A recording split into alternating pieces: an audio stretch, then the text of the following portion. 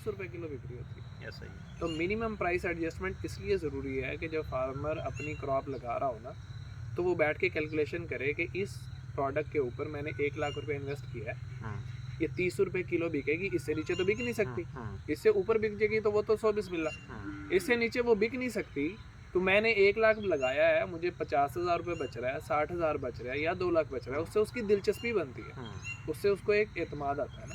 तो minimum price होना भी इसलिए, मैक्सिमम प्राइस आपने कहा ना, जैसे कि जी वो जी। हम एडजस्ट कर सकते हैं, जब वो मिनिमम 100 रुपये से भी प्राइस, ऊपर नहीं हाँ जाती। जैसे देखिए आलू है, आलू का तय हो जाए। अभी होता क्या है कि जी आलू कभी ₹5 बिक रहा होता है, कभी ₹10 बिक रहा होता है, और फिर आप कहते हैं जी अब आलू ₹150 भी हो गया। तो अगर आप हायर बेंच ब्राक रखते हैं तो फिर मिनिमम भी रखें कि मिनिमम, अब टमाटर किसान को पता होगा जी कुछ भी हो जाए उसका ये मिनिमम थ्रेश होल्ड जो है ना वो हमें मिलना चाहिए। तो उसको टमाटर को दें अगर 20-25 रुपये, तो फिर उसको आप गिला नहीं कर सकते कि टमाटर आप ₹200 क्यों जा रहा है। इसका मतलब ऐसा आपके ख्याल में क्या है कि जिससे हम मतलब वो कंट्रोल किसान अपने हाथ में ले आए? जो किसान शिकायत करता है कि मतलब हुकूमत ने ये कर दिया या आड़ती ये कर रहा है, अब आड़ती के पास खुद लेके हम जाते हैं, आड़ती जी। को हमें घर से तो नहीं उठाता। हम्म। तो ऐसा क्या मतलब आपके ख्याल में होना चाहिए कि जो किसान के हाथ में आ जाए कि कंट्रोल? इसकी अभी मज़हर भाई ने बात की थी कि जैसे कि गिलगित बल्तिस्तान में किसान की कोऑपरेटिव सोसाइटीज़ बनी हुई हैं। मतलब मिसाल के तौर पे आप, ये आपका एक इलाका है, इस चक का जो है वो अगर लेट से 200 ज़िम्मेदार हैं, या सरगोदा के किसी एक ख़ास हिस्से के अगर 500 ज़िम्मेदार हैं, 500 ज़िम्मेदार मिल के कुछ बुनियादी चीज़ों पे, चाहे बहुत चीज़ों पे इत्तेफाक ना भी करें, उसकी बुनियादी चीज़ों पे इत्तेफाक कर लें कि जैसे हमने खाद ख़रीदनी है, जैसे हमने बीज ख़रीदना है, तो उसके लिए आपको कुछ चीज़ें आपस में बैठ के तय करनी है कि हमारी यहाँ पे ज़रूरत कितनी है, डिमांड कितनी है, उसके मुताबिक आप बैठ के बात करें। आप ज़रा इसको मज़ीद एक्सप्लेन करें, क्या कह रहे थे मैं आप? आपको एक मिसाल देता हूँ ना, स्कर्दू पिछले साल से ना आफाद एक इदारा एनजीओ है जो गिलगित बल्तिस्तान के अंदर एग्रीकल्चर के अंदर इन्वेस्ट करता है। लेकिन उनकी इन्वेस्टमेंट का बड़ा प्यारा तरीका है कि वो कहते हैं कि हम आपको इन्वेस्टमेंट तब देंगे जब आपकी कोऑपरेटिव सोसाइटीज़ हैं। अब वो एक गांव है, उसकी एक फार्मर सोसाइटी है जिसके अंदर 100 फार्मर है, उसकी परचेजिंग एक बंदा करेगा। हाँ। अब वो मेरे पास आए ना, पिछले साल फार्म पे आए, बल्कि उन्होंने मुझे विजिट किया, इस साल तो उन्होंने ऑनलाइन ही ऑर्डर किया। उन्होंने कहा जी हमें टमाटर का सीड चाहिए, उन्होंने कोटेशन मेरे से भी ली। अब अगर वो मुझे, एक बंदा आता वो मुझसे कहता जी 10 पैकेट का ऑर्डर, मैं उसको अलग रेट, मैं FRP पे दे देता या मैं 2-4% डिस्काउंट कर देता। उन्होंने कहा जी 100 पैकेट दे दें। अब 100 पैकेट का नाम सुन के मेरी भी आंखें खुल जाएंगी, किसी और डीलर की भी आंखें खुल जाएंगी। तो मैंने उसको वो प्राइस कोट की जो मेरे अलावा कोई और कोट कर नहीं सकता था, कि उससे नीचे जो जाएगा वो नुकसान करेगा। नुकसान होगा बिल्कुल। अच्छा, अब बेशक उसने प्रोडक्ट मेरे से ले ली, लेकिन अब वो प्रोडक्ट जब डिस्ट्रीब्यूट होगी, वो एक एक पैकेट करके डिस्ट्रीब्यूट होगी ना, लेकिन वो एक पैकेट उसको उस प्राइस में मिलेगा फार्मर को जो वो मर के भी नहीं खरीद सकता। ये सबसे बड़ा फ़ायदा होता है कि आपका प्रॉफिट शुरू होता है परचेजिंग से, आपकी परचेजिंग सस्ती होगी। फिर अगली चीज़ मैं इनसे ये बात कर रहा था कि जब आप एक अच्छे लोगों की एक कम्युनिटी बनाते हैं ना, हम 3 बंदे यहाँ बैठे हुए हैं, रावलपिंडी की मालूमात भी आ रही हैं, सरगोदा की भी मालूमात आ रही हैं, फैसलाबाद की भी आ रही हैं, ठीक है। तो वहाँ पे जब 10 बंदे बैठेंगे, एक दूसरे के साथ गपशप कर रहे होंगे और ये डिसाइड कर रहे होंगे कि हमने इस साल कौन से महीने में कौन कौन सी क्रॉप्स लगानी है ना, तो फिर जो बंदा अपनी राय दे रहा है, उसकी राय के पीछे कोई ना कोई फिगर तो होगा कि मैं ये राय दे रहा हूँ कि आप गोभी लगाओ, तो क्यों लगाओ। जी मैंने आपको अभी कहा ना कि कश्मीर में गोभी लगा लो, मैंने क्या कहा, मैंने कहा जी बड़ी जुतियाँ पड़ी हैं। जी जी। इस साल गोभी का रेट बहुत कम था, जिसकी वजह से फार्मर ने गोभी लगाई नहीं। अब एक गैप पैदा हो गया। अब जो फार्मर भी गोभी लगाएगा, और जिस मौसम में आपको कहा है, और गर्मियों के अंदर जिसकी गोभी आएगी वो बिक्री होगी 300 रुपए किलो, बिल्कुल ऐसे। तो आपको वो गैप्स ढूंढने होते हैं। एक बंदा अकेला बैठ के सोचता रहेगा, वो गैप्स नहीं ढूंढ पाता। इसी तरह असलम भाई, जैसे कि इस साल ये कोऑपरेटिव सोसाइटी या ये जो ग्रुप हैं, जिस तरह आपका भी माशाल्लाह एक ओपिनियन ग्रुप है, ये ग्रुप क्या काम कर सकते हैं कि ये किसान को या फार्मर को ये बात बता सकते हैं कि जी इस साल जो है वो प्याज जो था ना बहुत महंगा था, तो ये इस ट्रैप में ना आ जाना, अगले साल ये ना हो कि सारे लोग प्याज लगा रहे हों, क्योंकि अगले साल, इस साल ये होने वाला है कि जो प्याज इतना लगा होगा कि प्याज जो है वो मट्टी के भाव चला जाएगा। अभी आज तो इस दफ़ा तो 200 तक 250 तक गया है, क्योंकि वो शॉर्ट थी, सिंध में प्याज हुआ नहीं सैलाब की वजह से। लेकिन अभी इन सोसाइटीज़ का काम ये हो, ये जो ग्रुप्स हैं इनका काम ये हो कि चाहे वो डोमेस्टिक लेवल पे हों, गांव की सतह पे हों, या शहर की सतह पे हों, ये इलाके की सतह पे हों, कि वो लोगों को ये रहनुमाई करेंगे। और इसके अंदर फिर मुस्तकबिल में वो ये भी कर सकते हैं कि ये, जैसे कि आपने कोई चीज़, आपने अभी तो क्या करते हैं, बैंक के पास जाते हैं लोन लेने के लिए या आड़ती के पास जाते हैं, तो अगर एक इलाके में अगर 100 फार्मर होगा और वो कुछ बुनियादी चीज़ों पे इत्तेफाक कर ले कि जी हमने नेगोशिएट करना है उनके साथ, जब आप बैठ के उनसे नेगोशिएट कर सकेंगे और आपको अपनी मर्ज़ी का, जैसे उन्होंने कहा सीड के ऊपर आप नेगोशिएट कर सकेंगे, आप खाद के ऊपर जाके बार्गेन कर सकेंगे, हमें जी 2000 बोरी चाहिए, हमारे ट्रक खाद का चाहिए, ठीक है। या इसी तरह इसको फिर एक और भी तरीकाकार है, जैसे कि हम बात कर रहे थे कि जो चीज़ आपने बेचनी है, अब आपने आलू का जो है वो बेचना है, अब आपने आलू का ट्रक आप ले जाएं मिसाल के तौर पे, अब वो 100 फार्मर हैं, वो 100 फार्मर आलू का ट्रक लोड करें और ले जाएं सरगोदा शहर में खड़ा कर दें चौक में, कौन रोकेगा उसको? सरगोदा शहर में भी ना लेके जाएं, जब ये इतना फार्मर इकट्ठा होता है ना, तो कंपनीज के साथ बात करना आसान हो जाती है जी जी कि ये इतना बड़ा सप्लायर है। मैं मकई की आपको मिसाल दे देता हूँ। जी जी अगर 100 फार्मर इकट्ठे हो जाते हैं जिनकी 1000 एकड़ की मकई है, जी, ठीक है, तो टपाल के मुंह में पानी आ जाएगा हाँ हाँ हाँ, तो ये सही बात कि है, भाई 1000 एकड़ की परचेजिंग एक ही बंदे से करनी है, ऐसे ही है, उसकी तो जो टीम की कॉस्ट है वो सारी की सारी बच जाती है, ऐसे ही है। ठीक है। तो ये जब भी आप एक बड़ा ग्रुप बनाते हैं ना, आप बार्गेनिंग के स्टेज पे आ जाते हैं, बिल्कुल ऐसे ही। हम नेगोशिएशन की स्टेज और इसी में एक और भी चीज़ बड़ी इंटरेस्टिंग हो जाती है कि जो हमारे पास जब आप उसको बेचने के लिए जाते हैं, अभी हमारा मसला एक और भी है कि जब हम बेचने जाते हैं ना कोई चीज़, तो वो पैदा तो कर ली, बेचने का मैकेनिज्म नहीं है, तो उन्हीं में से अगर हम 10-15 बच्चे उस गांव में से, उस इलाके में से 10 बच्चों को मार्केटिंग पे लगा दें, जैसे हमने एक मिसाल दी कि वो ट्रक को उठा के आप ले जाएं, देखें आलू तो उस वक्त बिक रहा है 10 रुपये किलो मंडी में, आड़ती ले रहा है उससे, लेकिन बाज़ार में तो अभी भी वो 30 रुपये किलो बिक रहा है, तो क्यों वो आलू का ट्रक जाके बाज़ार में नहीं खड़ा हो जाए और बोले यार, या इवन इसके ज़रिए अनाउंसमेंट कर दे कि जी इस जगह पे ये हम जुम्मे वाले दिन सुबह आएंगे, आलू का ट्रक होगा तो 20 रुपये किलो मिलेगा, तो लोग हाथों हाथ लेंगे। तो इस तरह की हमें तीनों एंड पे ये जो ग्रुप्स हैं या जो हमारे जो कनेक्शंस हैं, चाहे वो हमारे कम्युनिटी के ग्रुप्स हों, ये जो हमारे इर्द गिर्द लोग होते हैं, जो एक गांव के लोग मिलके या आबादी के लोग मिलके कर लें, या वो ओपिनियन ग्रुप, तो इसके अलावा आप एग्रीकल्चर में आप फ्यूचर का देख रहे हैं, मतलब जो ख़ास तौर पे जो इस वक्त नए लोग आ रहे हैं, या अभी आप जैसे बात कर रहे थे कि जो यंग ब्लड जो है वो एग्रीकल्चर में आ रहा है, तो उसका कुछ अब नज़र आ रहा है आपको मुस्तकबिल एग्रीकल्चर का? नजर ऐसे आ रहा है कि ये जो धक्का नहीं लगा गंदम का, आटे की जो लाइनें लगी है ना, इसने बड़े बड़ों की आंखें खोल दी। अभी आज मुझे एक जो पेस्टिसाइड कंपनी है ना, उसके सेल्स मैनेजर की कॉल आई, मदर भाई मेरे वास्ते भी ना कोई 5 के किले लाभ दे, ठीक है थे।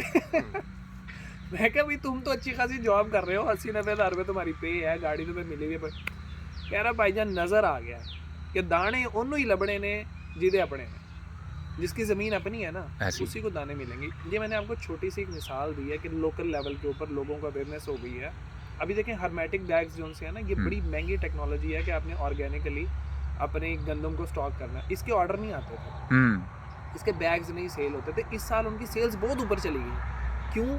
हर बंदा कह रहा है कि मैं 1 साल के दाने अपने घर के अंदर स्टॉक कर लूँ। आप यही माने पिछले साल 2 साल से मैं कैंपेन रन कर रहा हूँ, जिसमें हम कह रहे हैं जिस साल के दाने, मैंने पिछले साल उनको कहा लोगों को, ख़ास तौर पे अनाज में ना, जैसे कि आप चावल है, जैसे आपकी जो ये गंदम है या इस तरह ही गुड़ है, तो पिछले साल मैंने मुझे जब मैंने साल के दाने कैंपेन फ्री के आप अपने पास रखें घर पे, तो तकरीबन लगभग मैंने कोई 250 के करीब ऐसी बोरियां जो है ना अपने दोस्तों को, अजीज़ों को भिजवाई, जो कि मेरे इलाके से किसान ने बेची और वो उन्होंने फिर हमने लोगों को भेजी। तो ये जो जैसे बात करें ना, ये इसी की वजह से एग्रीकल्चर हुआ है कि लोगों एक चीज़ मिस हो रही है, मैं एक सवाल करना चाहूँगा जी जी कि कोऑपरेटिव फार्मिंग की बात हो रही थी, ठीक है वो एक हल है, लेकिन फिल वक्त यानी एकदम से ऐसा मुमकिन नहीं होगा। आहिस्ता आहिस्ता ऐसे मॉडल सामने आएंगे, लोग तरक्की करेंगे, जैसे आपने मिसाल दी, तो उसके बाद ये सिलसिले शुरू होंगे। लेकिन एक जो अकेला किसान है वो कैसे मतलब सर्वाइव कर सकता है, और कौन सी मेन गलतियाँ वो कर रहा है जिन पे वो फोकस करके उनको ठीक करके वो अपनी पैदावार या मैं एक चीज़ मैं कहता हूँ, हमेशा कहता हूँ कि हम लोग ना फोकस ये करते हैं कि यार मैं फलां चीज़ लगा रहा हूँ, ये कितने की बिकेगी। हमारा फोकस प्राइस के ऊपर होता है, जबकि इसका उल्टा होना चाहिए, हमारा फोकस प्रोडक्शन पे होना चाहिए। अब देखें ना, हमारे पाकिस्तान के ऑन एवरेज गंदम की पैदावार 40 मन है मैक्सिमम इतनी, लेकिन दुनिया 120 मन ले रही है।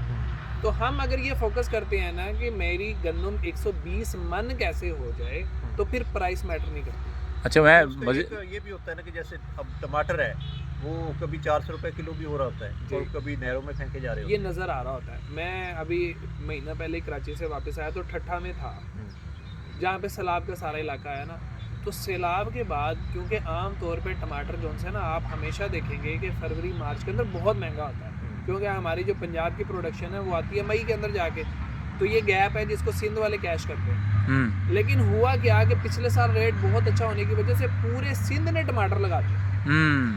यकीन करें, अपनी आंखों से मैंने टमाटर को खेतों के अंदर ख़त्म करते हुए देखा। पौधे टमाटर अभी की बात कर ऐसी रहा है, हूँ। मैंने खुद देखा है मतलब टंडोला उससे यार में, मैंने देखा है ये। जी, उससे 15-20 दिन पहले टमाटर 200 रुपए किलो पंजाब में सेल हो रहा था, आजकल फिर 100 रुपए किलो सेल हो रहा है। 15 दिन का गैप आया, फार्मर सब्र नहीं कर सका और उसने ट्रैक्टर चला दिया ना। क्यों? वो कहते थे कि तोड़ाई करके मार्केट के अंदर ले जाना भी बारा नहीं खाते। ये इसलिए होता है कि जब हम ये देखते हैं कि फलां चीज़ का पिछले साल रेट था, इस साल हम वो लगा लें। मैं कहता हूँ कि फार्मर को हमेशा जो भी चीज़ वो लगा रहे हैं ना, कम अज़ कम 1 साल की प्लानिंग करनी चाहिए कि फलां क्रॉप लगा रहा हूँ, इसके बाद कौन सी क्रॉप लगानी है। और उसकी रीज़न ये है, और उसमें पिछले साल का भी मेरे ख्याल में हमारे माशरे में देख लेना चाहिए कि इसका पिछले साल रेट क्या था। अगर उसका हाईएस्ट रेट था तो फिर मज़ीद सोच समझ के लगाना चाहिए। देख ये ना 2-3 चीज़ें होती हैं कि आप 1 साल में फ़ैसला नहीं कर सकते। आपको ना नॉर्मल, मैं हमेशा कहता हूँ कि नॉर्मल रेट वाली, ये जिस चीज़ का पिछले साल मंदा रहा हो ना, उस चीज़ को लगाना चाहिए। आपको पता है गोभी को इतनी मार क्यों पड़ी है? गोभी का शॉप पर 10 रुपये वाला 100 रुपये किलो, 100 रुपये का बिका है, मतलब 10 रुपये किलो बिकी है। ये ट्रांसपोर्टेशन कॉस्ट भी नहीं है। बिल्कुल ऐसे ही, ठीक है, ये क्यों हुआ? क्योंकि गोभी पिछले साल 800 रुपये का शॉपर बिका था। ऐसे ही, ऐसे ही, ऐसे ही। इतने पैसे कमाए कि जिनको हम मशवरे दिया करते थे ना, उन्होंने आगे हमें कहना शुरू कर दिया, भाईजान तानू की पता है, बंद गोभी लगाओ तो तर जाओगे। और यकीन करें, बंद गोभी को किसी ने नहीं पूछा। ऐसी है। और जब वो सारे खत्म हो गए ना, उसके बाद मैंने 3 एकड़ बंद गोभी लगाया। अच्छा, कोऑपरेटिव सोसाइटी के जो आप कह रहे हैं ना, वो मुश्किल काम नहीं है। ये गिलगित बल्तिस्तान में मुझे भी जीएम साकिब साहब ने बताया कि वहाँ पे 163 सोसाइटीज़ हैं। मतलब ये कोई ऐसा नहीं है कि जो नामुमकिन काम है, और सिर्फ आपको जब ये लोगों के जो है ना, उनके अपने इंटरेस्ट उनको सिक्योर करने पड़ेंगे ना, तो वो खुद ब खुद ये करेंगे। फिर अब सोशल मीडिया और ये चीज़ें तो मज़ीद आसान नहीं हो गया। बिल्कुल ऐसे ही। मसलन कि हम एक कोऑपरेटिव सिस्टम बना लेते हैं, फ़र्ज़ करें आप मेरे साथ मुत्तफ़िक नहीं है, तो कोई खुशाब में बैठा मेरे साथ मुत्तफ़िक है, कोई फैसलाबाद में बैठा मेरे साथ मुत्तफ़िक है। तो ये ज़रूरी नहीं है कि अब ये ज़रूरी, मेरे ख्याल में जो जोग्राफियाई एक हदूद हैं वो ज़रूरी नहीं रही। असलम साहब देखिए, मैं बार बार इस चीज़ के ऊपर बात कर रहा हूँ कि आपको अपनी एग्रीकल्चर इनपुट की कॉस्ट कम करनी होगी, आपको अपनी परचेज सस्ती करनी है। फार्मर इस वक्त बहुत महंगी चीज़ें परचेज़ कर रहा है।